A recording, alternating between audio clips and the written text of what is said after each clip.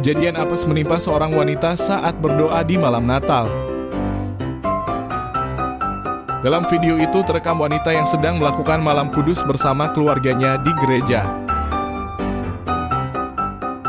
Dia terlihat sedang khusyuk bernyanyi sambil memegang lilin.